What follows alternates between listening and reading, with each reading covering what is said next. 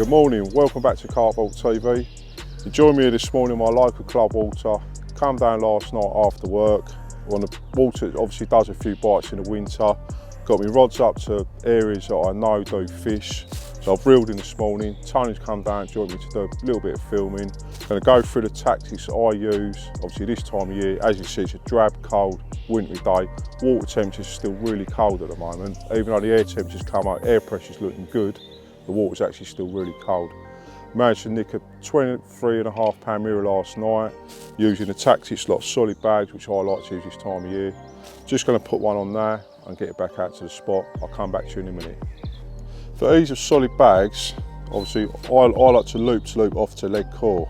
Obviously people still ask me on social media how to do the loop, so get a large piece of line like that, bend it in half, gives you quite a bit to play with. Do yourself a twist like that, twist it again, and then take your big loop and go back through there. Take you a nice big loop like that, big enough to get a solid bag through, so you can loop to loop off for speed and effectiveness. If you're on fish, when you're reeling, you've got some bags pre-tied, you can just loop that off, loop another bit on, put it around the sticks, and you're ready to go again. It's a nice strong knot. I've caught loads on it as well, snag fishing. You can also do this with your spoms as well. So if you're spomming out, or you want to lead about with your marker rod, leading rod, etc., you can just loop to loop off, so it's cutting every time. Just makes things a lot easier. Well, so I've got my bag that I pre-tied earlier, ready to go on about a foot long length bit of lead core. And grab your loop like that, make it nice and small, go through there. So you open your loop up, go through there like that. This is a case of pulling it down, ready to go. That's a very quick and effective method that I use all the time when bag fishing, obviously lead core permitting. I can just loop every time. I've got a few more tied up in my bucket, so if I do get a bite, obviously the bite window this time it could be very minimal. So it's, time is key on winter sessions. So I'm going to get this back out now, back out to my area, wrap it up back around the sticks, and hopefully nick one for the camera. Fingers crossed.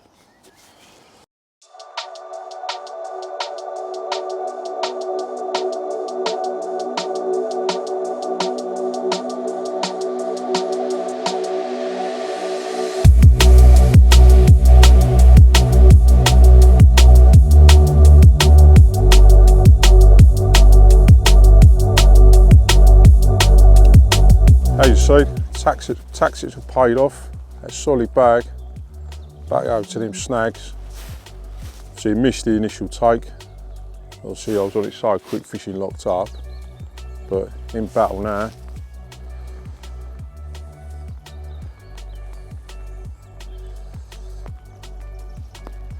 Trying to keep the rod nice and low, because obviously got another rod out and play at the moment. Let's see, that bag injected with that Pioneer Vault ooze seems to have done the business. Got at the bite. Hopefully we get this one in. Lead's come off as well. You always want the lead to drop while you're snag fishing. In there. Yes, here we go.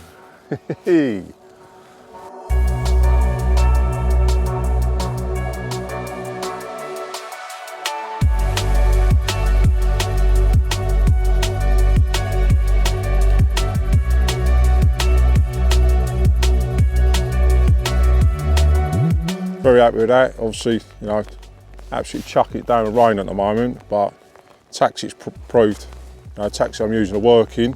Nice solid bag, tight seam snags, fishing nice and locked up. Going to give this fish a little bit of treatment, get him back, get the rod clip backed up, and then back out on the spot. Hopefully get another one.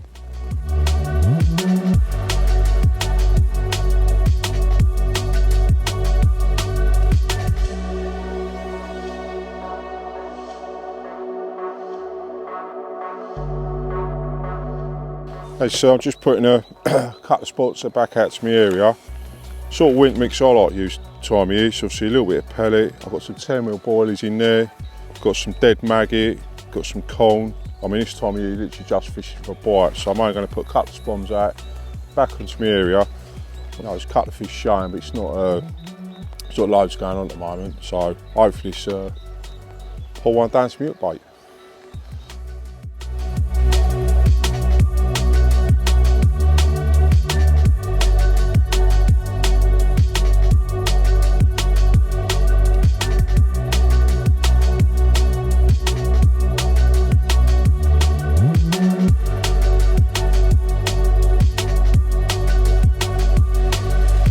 This is new Komodo chain core from Katran, something we're really excited about.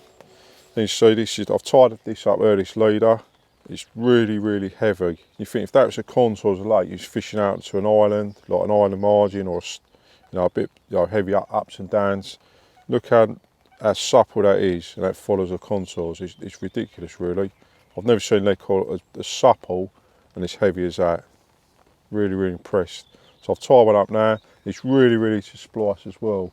You see on the video how easy that is to splice that in, a couple of seconds really. So it's something I will be using going forward. Still raining, but another bite. Just playing this one at the moment.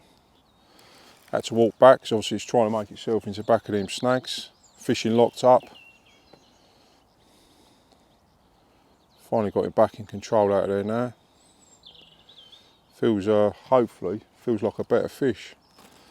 This one's on the Katran fluorocarbon, something I'm playing about with at the moment. It's on a nice wafter, coated in a pinana. It's not quite ready yet. Oh.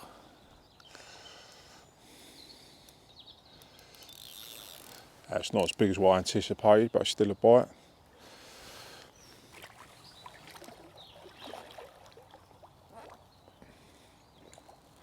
That's it.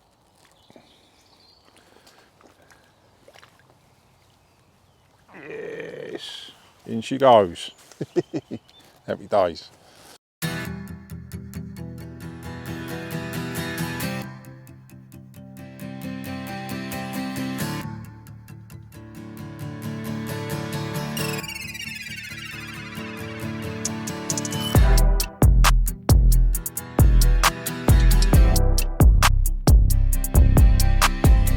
Fish number 2, more than happy with that.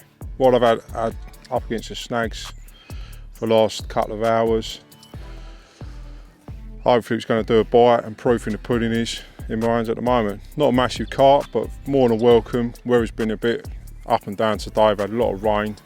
Conditions ain't brilliant, but fish feels like an absolute block of ice. Had a few leeches on it as well, which I've taken off.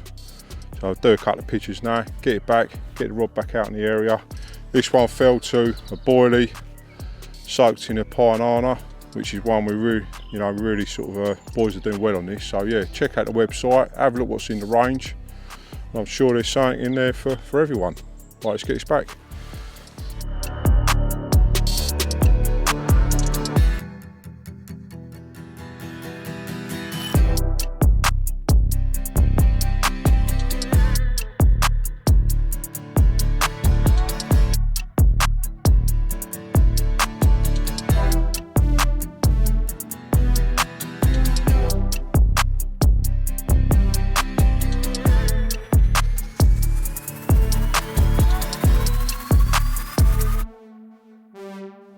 With spring upon us, it's time for a re-spool. I'm going to use the Synapse in .365.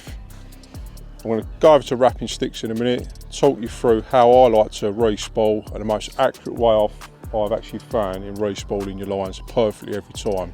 4 yards of line is actually one wrap around your stick. So I'm going to take off 65 wraps of line, which accounts for 260 yards of line for each spool. So I'm going to take some wrap sticks now, put the line back on, and put this stuff on as well.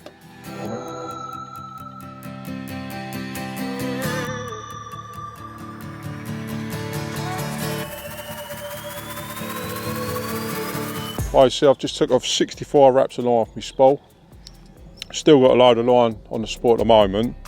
So now I'm going to cut this line, join the two lines together, wind it back on, and that should be bang on for 260 yards of line back onto this spool, which will be perfectly lipped how I previously just had the spool ready. Right, I've just taken off 65 wraps of line. I've just put my new spool on this Katran re-spooling device, and so it clips onto the rod. You can actually set the tension of the line you want to wind onto the spool, which I think is really handy. Saves you trying to hold the line through a cloth, get loose loops. So let's go through the process now. It's just a case of winding away like that. Perfect tension.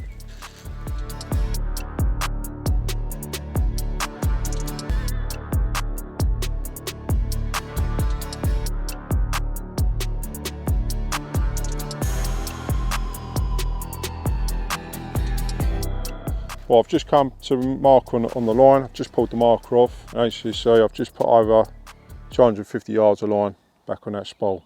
That's back up to the lip where I like it, ready to go. Cut the line off, repeat the process again with the other two rods, and that'll be all three rods redone for this coming season. Well, I've just come to the end of the day, just put the rods back out. It's away again.